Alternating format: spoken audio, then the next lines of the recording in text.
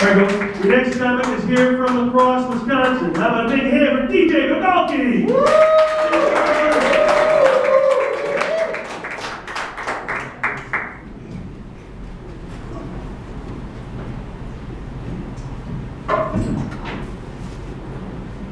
How's everybody doing tonight? It's very cold tonight. I don't like it. Tonight's one of those nights that separates the very dedicated smokers from people like me who have been really just thinking about quitting for a while now. I've got 2 kids at home. I've got a 6-year-old daughter and I've got a 4-year-old son. And my daughter is just learning how to read, and it's a lot of fun not being the one reading stories every night. I just get to sit there and listen while she just stutters and mumbles through it. But my son has a really awesome memory, and he doesn't know how to read, but she's just sitting there and she's just like, no, I will not eat. And my son is just sitting there like, I will not eat them on the train, I will not eat them in the rain, I do not like grenades and ham, I do not like them Sam I'm just like, holy shit, my son is wicked, wicked smart. Daughter, not so much. It's okay, you can already tell that she's going to be really pretty as a teenager and a young adult. But then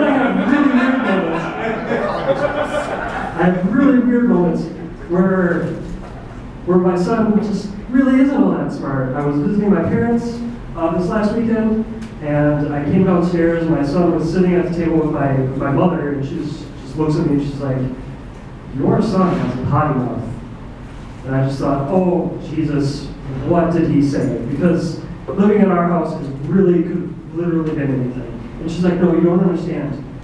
I walked in on him in the bathroom, and he was chewing on the toilet brush like it was a toothbrush. And I was just like, oh, I really wish he would have called you a cunt. That would have been so much better. I took my kids to Chuck E. Cheese this last weekend, and it's just a madhouse there. There's kids running around everywhere. And so my son was playing air hockey, and the table there is like this tall because it's meant for little kids. And so I was playing with them, and this 2-year-old boy just walked up and was just like, no, it's my turn now, fuck you, old man. And so I was like, okay, whatever. And so he was playing air hockey with my son, and it was really cute and adorable, and then the game got done, and the kid just kind of forgot where he was, what he was doing, and he just kind of came up to me and was standing by me, like, you're an adult, you're probably my dad. And then his real dad showed up, and his real dad was just like, oh, hey buddy, that's not your dad, come on over here. And then the guy looks at me and he's just like, oh, you almost went home with another kid. And my first thought out of my mind was just like, that's okay, from the waist down, we all look the same. And I wanted to say that, and then I was just like, no, don't say that. And so I didn't say anything, which was kind of weird in itself. But then I was just sitting there thinking about that, and I was just like, that would have been really funny if I said it. And then a couple seconds later, I realized I'm still staring at this kid, but now I'm just going, I was like, that is even worse. So speaking of creepy old white men, the GOP race is going on.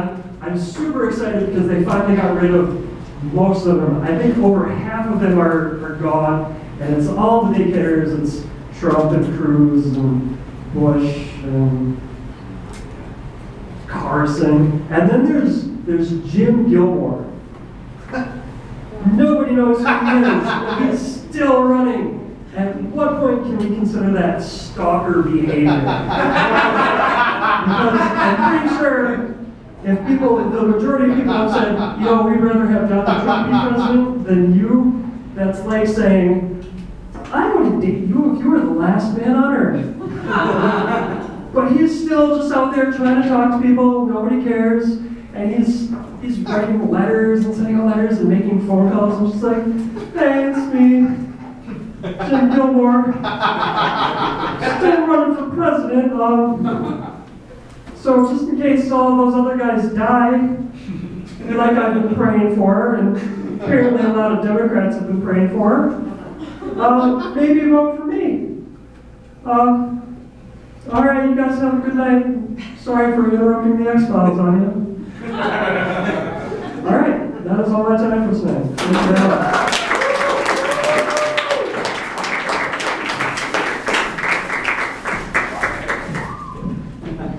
DJ Bogolki, everybody.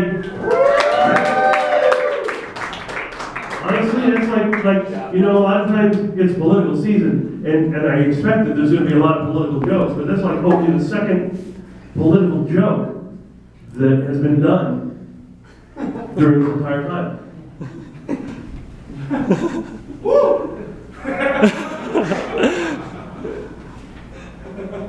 Glad that you're all good citizens. Pay attention to shit like that. Great option out there. I do. Pardon me?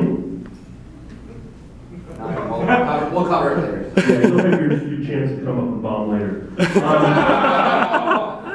Ladies and gentlemen, your next comic coming to the stage. How about